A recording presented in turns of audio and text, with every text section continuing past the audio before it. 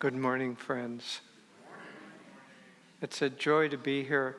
Just in case you don't know us, my name is Nayaswami Jyotish. This is Nayaswami Devi. And while we're based at Ananda Village, we also have the blessings to travel a great deal around the world, sharing these wonderful, wonderful teachings with people everywhere. And it's a real joy to be here. We love coming here to Palo Alto, and we have many, many friends, people here that we've known for decades. Well, the topic this morning is a very interesting one. It's how we really sincerely find God, how we be perfect the way our Father in heaven is perfect. And it's a topic that we need to take deeply into ourselves and really not only meditate on it, but then activate what it's going to help us, what is going to help us to become perfect. I must say as I was sitting just before Sunday service and then coming in, it's as if there's some eerie power of ESP floating around here in Palo Alto. Because I was thinking this morning before we came here, I wanted to share a story about a pilgrimage to Italy that we had last year.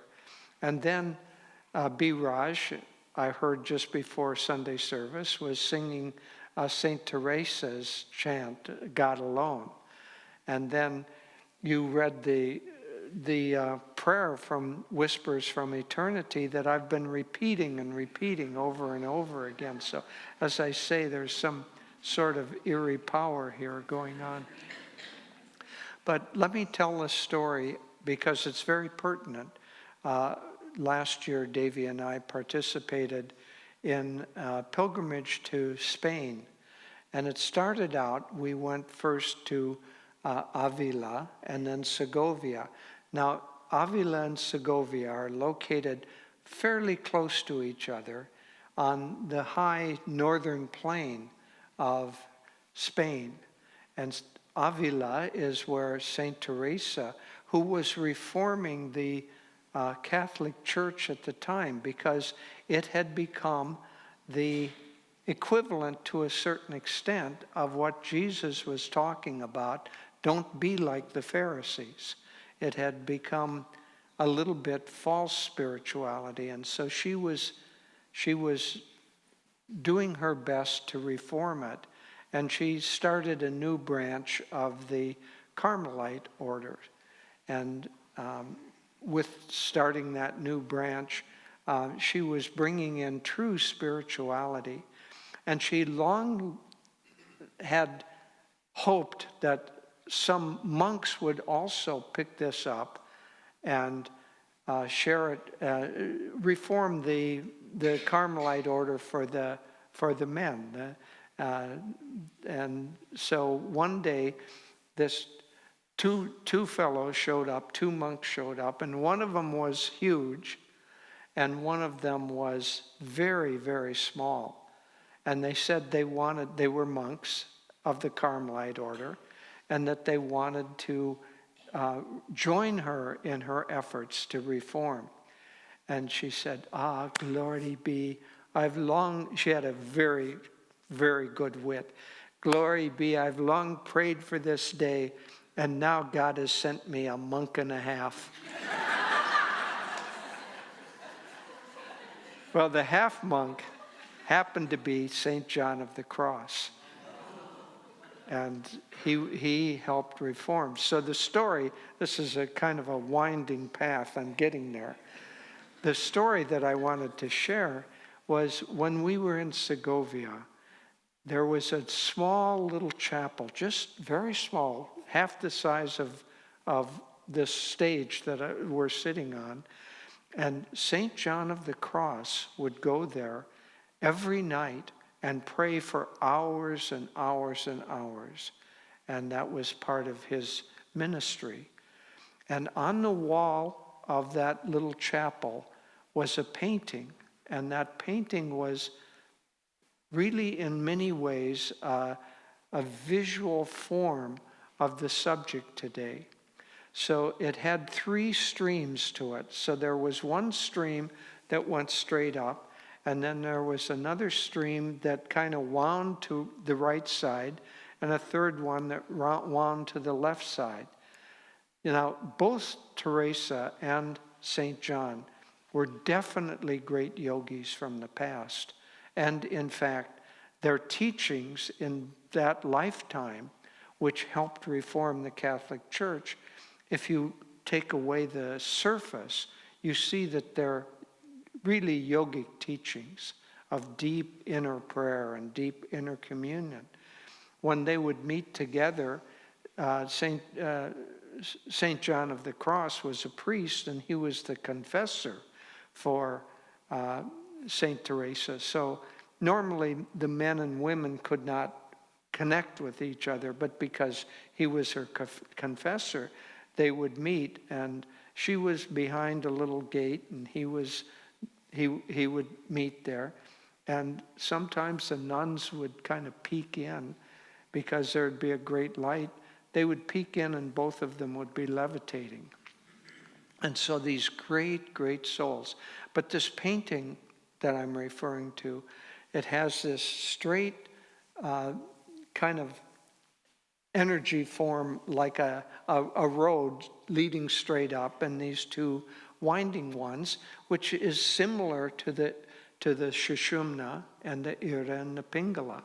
But in this case, the winding road to the right was the road of worldly pursuits. And so it wound out to the right, and then it just stopped. And at the end, it said nada, nothing. And then to the left, the little winding road went out, and it too said nada.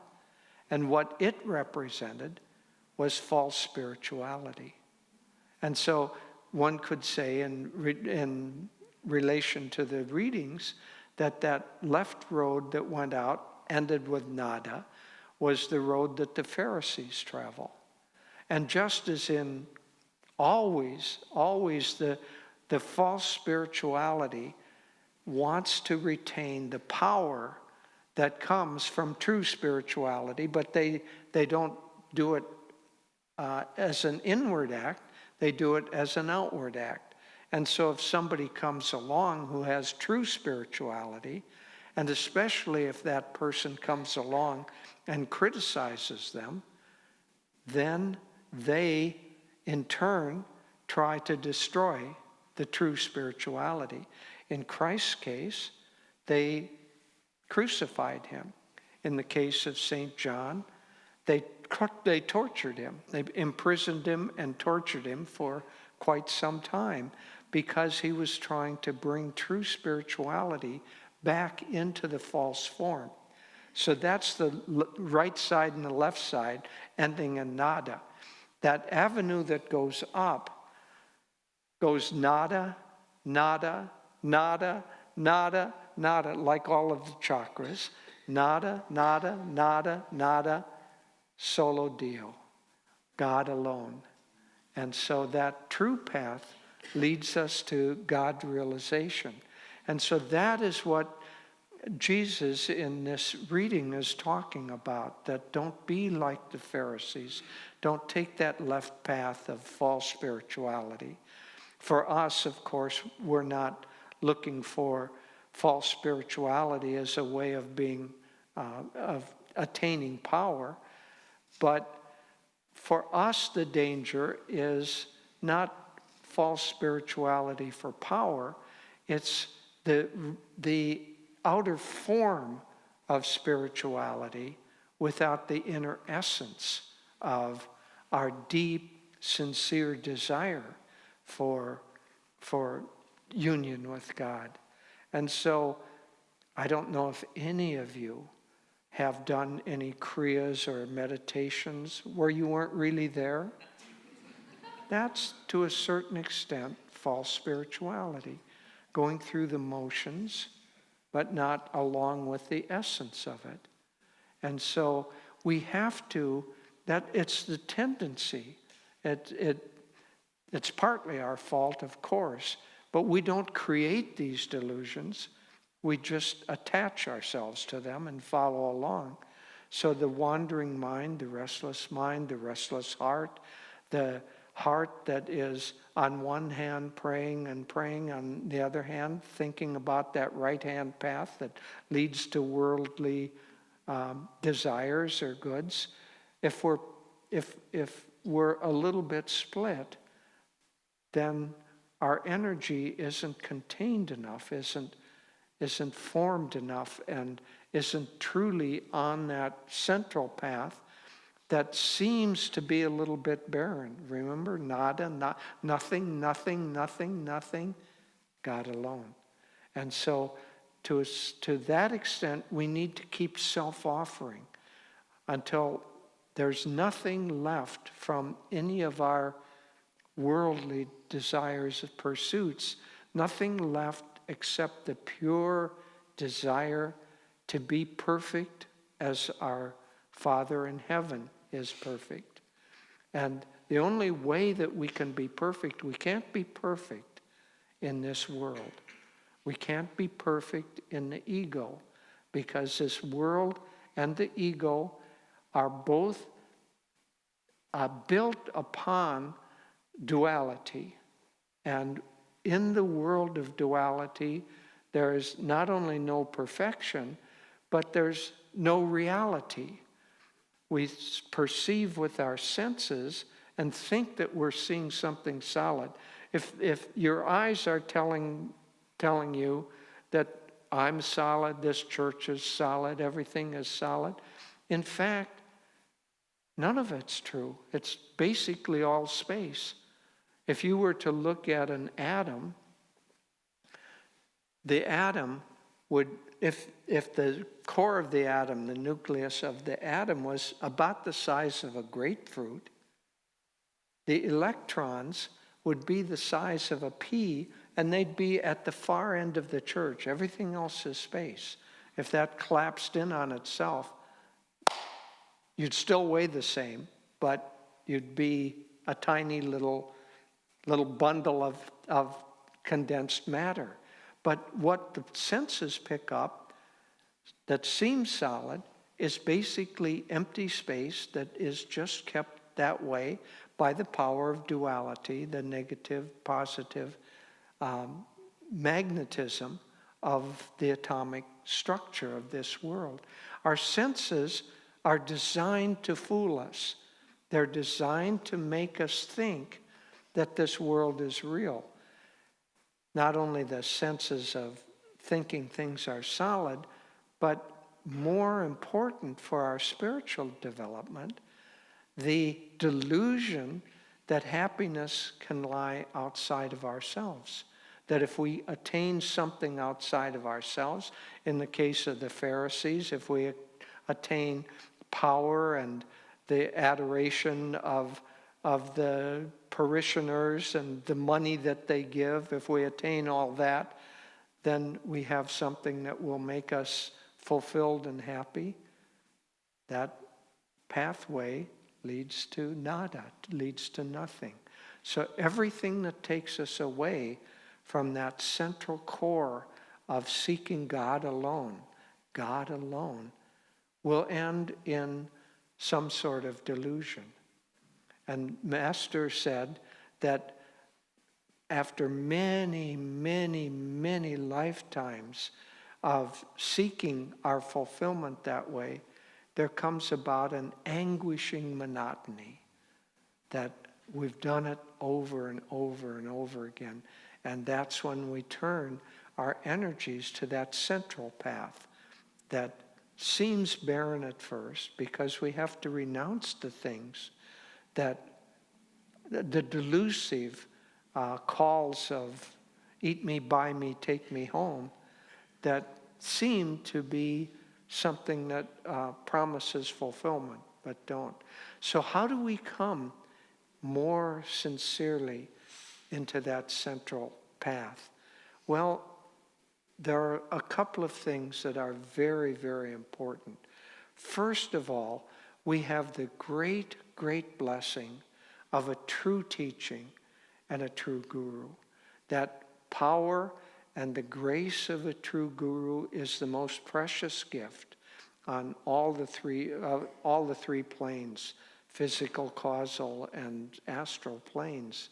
That's the greatest gift. So, as it said in the reading of the Gita, if we cling to the Guru, if we cling to God in the form that He has sent us, that's the most powerful way that we will be able to achieve that one pathway that leads to God. So we have to cling to that and allow ourselves to be trained and channeled by the discipline that takes. Master has given us a path of meditation and a path of service. We need to actually do those. So the practice of the path as God in the form that you are attracted to is giving to us, that's the first thing. The other is that we have to awaken ever-deepening devotion. You know, if you're camping at night and you have a campfire and then you leave it go, and in the morning it looks like it's dead. But if you scrape away the top layer of the ashes, underneath will be a little kind of glowing ember. And then if you gently blow on that little ember and add some twigs to it, it'll burst into flame. And then you can add some sticks to it, and then bigger sticks, until finally you can add to that little ember of devotion that is always there, no matter whether it's been covered over with some ash or not. It's there. So we blow on that little ember of devotion until it bursts into flame. And then finally we can add to it the logs of longer, deeper, guru-given meditation. And so devotion plus the discipline of following these teachings, that is that straight central pathway that leads us to God alone. And it's not hard to understand, but it's hard to do. Only, it's not actually hard to do. It seems hard to do because our habits from the past have trained us to take one of those side routes. And so in meditation, I actually have been using as a visualization in meditation that there's one highway, and on that highway, all there is the light of God, the sound of Om, devotion, all those qualities of God. On the highway, that's all that exists. Everything else, if we take an exit, the mind gets restless and it takes one of those sides. So in meditation, I've been visualizing like a highway with a big light at the top of it, and keeping my mind coming back. Anytime there's an attempt to take an exit, I bring it back and keep it on that pathway that leads to God alone. Good morning, everyone. I also want to welcome you all and thank you all for coming. Since Jyotish and I aren't here very often, we will both speak this morning. So this question in the reading, how high should we aspire? In a way, that's the most important question we can ever ask ourselves. It's not, what career should I follow? What job should I take? What party should I vote for? Who should I marry? These are all superficial questions. But how high should I aspire really forms the fulfillment, the direction of our soul's evolution. And we need to ask ourselves that question often. And we need, as it said in that reading about humility, what stops us from reaching for the highest goal? These self-deprecation. Oh, well, I used to have this bad habit. Oh, I still can't control my anger. And we just think, well, I can't find God. I have all these flaws in myself. But that's not what the scriptures teach us. The scriptures teach us that we too, that's what Christ said, we too are God. Christ said, if you had but the faith of a mustard seed, you could move mountains. But it's the ego that holds us back and defines ourselves by our limitations. And Swamiji said once, anything that casts doubt about yourself, anything within you that makes you feel diminished and unworthy, Swami said, that's of the devil. The devil is Satan. What is that? It's the force that keeps everything in delusion. It's the force that doesn't want us to break free and see who we really are. So anything about yourself, when Christ was meditating in the wilderness and he was tempted and by this and that worldly power and dominance and wealth and all these things, what did he say? Get thee behind me. And I like to do that too. When I start doubting myself, oh, you can't do that, you're not good enough. Think of all the mistakes you've made in your life. Get thee behind me. I'm not letting that define me. And what did Master say? The time for knowing God has come. He brought the path to liberation to anyone who will be open to practice it. And what did Swami say? He said, I don't want to convert you to anything but who and what you really are. And that's what we should aspire to. We don't have to be great in the eyes of others. We don't have to have all these accomplishments. We just need to discover who and what we really are. And that's how high we should aspire. And don't let anything get in your way. Don't let any self-doubt or lack of confidence. I remember the very early years of Ananda, the first year or two, Ananda Village. It was interesting because I think there was a divine grace of Master's mission and the mission of the great Vedic saints of India. And in those early years, we had many, many saints visit, many from India. And they weren't with an entourage, they weren't well known. Often they just came by themselves, and some of them didn't speak much English. But it was as though this grace was coming. And there was one particular satsang we had with one of these saints, and he invited us to ask questions at the end. I was new on the path, maybe a year, and I asked the question, how do we develop the kind of resolve and persistence that will keep us on the path for our whole lifetime? And his answer totally took me by surprise, and I've thought about it a lot, and I think I understand it after many decades. He said, so how do you develop that persistence to keep going? He said, never compare yourself to others.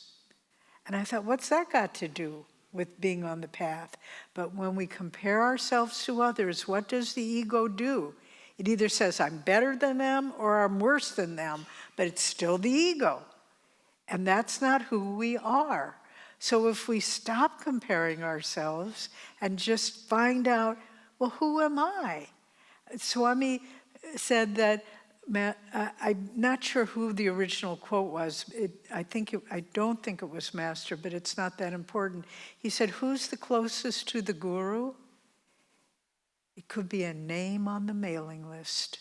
It's attunement. It's not anything outward that others can necessarily see unless they have eyes to see our own spirituality. But these great saints that have found God, they thought nothing of themselves. We have the blessing of going in Italy to visit the church of Padre Pio, the great saint. San Giovanni Rotondo is where he lived. Many miracles associated with his life, many. Not only healings of others, but he told the people during World War II, Padre Pio told the people of his area, he said, because the Allies were dropping bombs and, destroying all the towns, he said, don't worry, I will protect you. And the story was told years later. An American bomber pilot was commissioned to fly over San Giovanni Rotondo and destroy it. He was just about to drop his bombs, and he saw this figure huge in the clouds with his arms outstretched like that. He didn't know who it was, but he scared the bejeevers out of him, and he turned around and he dropped his bombs in the ocean. Later, he saw a picture of Padre Pio, and he said, that's who I saw in the clouds. This was not a devotee. This was an American pilot. And same with Lahiri. And then when people would ask Padre Pio, please pray, please heal my son, heal whatever it might be, he said, I have no power. I'm just a monk who prays. That's how he saw himself. The same with Lahiri Mahashaya. When people would say, oh, can you heal this person or that? He said, I have no power to heal. And then the devotee we read in autobiography said, oh, not you, Master, but God within you can heal. And he said, oh, in that way, of course, yes. And the person was healed. Even our beloved Swami Kriyananda, there's an amazing, he didn't do so much outward, although he was an active force that was hidden behind the scenes, but he healed us of delusion. But once there was a Daya and Keshava led a pilgrimage from India, and there was one lovely little woman, an elderly woman who had come from Noida, actually. What was her name? Malka, yes, Malka. And Malka was on the pilgrimage, and then she went and visited California and so forth. Then she went to the East Coast, to New York City, to visit her sister. But while she was in New York City, Swami was at Ananda Village, she fell down and tripped and badly broke her arm, shattered it. And she didn't speak much English, and they took her to the hospital, a foreign country, and she was very frightened. And then the doctor told her, I'm sorry, ma'am, but your arm is so broken, we're not sure we can fix it. We may have to amputate. And she was so scared, and she was just praying and praying. And then she told us this story later, a year later. She said, I was so scared that night they were going to take me in for the surgery in the morning. But then the door opened and Swami walked in. And he sat on my bed and he stroked my arm. And he said, don't worry, Malka, everything's going to be just fine. In the morning they took her in. They were able to set it. They didn't have to do an amputation. We saw her a year later and she told us the story. And she said, see, I'm just fine, I'm just fine. But we asked Swami about that. He said, I have no memory of that. I have no knowledge that that happened. He said, but when the soul is in tune with God, God's power can flow through it. So humility, self-forgetfulness, but aspiring to the highest. Each one of us, Master said, if you do 1/100th of what I teach you, you will find God. So don't set your goals at the bottom. Shoot for the stars. Why not? What do you have to lose? Only your ego. And who wants that? But remember it says in the Gita, Arjuna asked Krishna, but what if I try and I don't succeed in finding God? My devotee is never lost, Krishna says. Wherever you leave off, you pick that up in the next life and you keep going. So that's the motivation that Master came to bring. That was his mission. You can do this. He said, I love the spirit. In India, he said, people know how hard it is to transcend the ego. And so they just say, well, it will take time. He said, I love the spirit in America. Eventually, why not now? And that's what we need to pick up.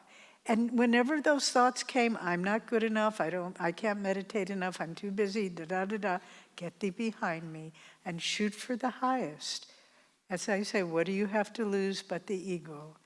And if we can live in this way, and if we can join others who are living in this way, a great power comes into the world. And you know, when Jyotish was talking about the painting, I don't know if he made it clear, but St. John painted that painting. It wasn't just on the chapel. St. John of the Cross painted that. And there was another painting off to the side that he also painted. And it was a painting of Christ. And he lived in, the 12th century. And in those days, the paintings of Christ, the depictions were usually on the cross. Well, this was a charcoal drawing that St. John did. It was Christ on the cross, but from the point of view of looking down. So it was as though St. John was right behind him, looking down at the people beneath him. And so what does that say? Nada, nada, nada, God alone. I am with Christ on the cross. That's what his last painting showed. We can get there. God gave us the tools, Master brought the techniques and the grace. And if we keep asking, how high should I aspire? In a way, that's not even the right question. The question is, will I aspire to the full limit that I can? And that's what we need to ask ourselves every single day. Don't let a day go by of complacency, of indifference. Every day should be a step forward on the spiritual journey. And one of the joys of Ananda, being a part of it actually today is Jyotish's 59th anniversary of when he met Swamiji, 1967. But I have seen people come, sincere people, good people, people with flaws, people with lessons to learn, but I have watched them become saints. And it can be done. Each one of you can find that place within yourself where you feel, God, I've given it my all, and the rewards that I have received are more than I ever could have imagined. So let's go forth together in the quest of God until we can all say, Lord, He is here amidst us. God bless you. Let's just have a moment of silence to take these thoughts inward.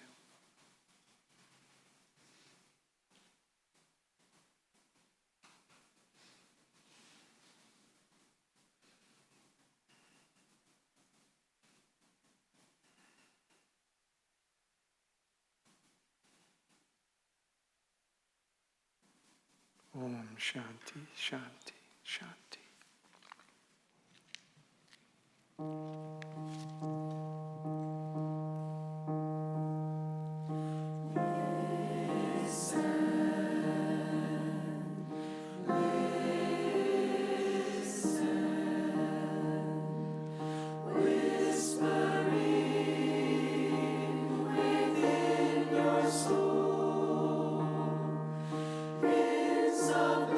Laughter, hints of joy.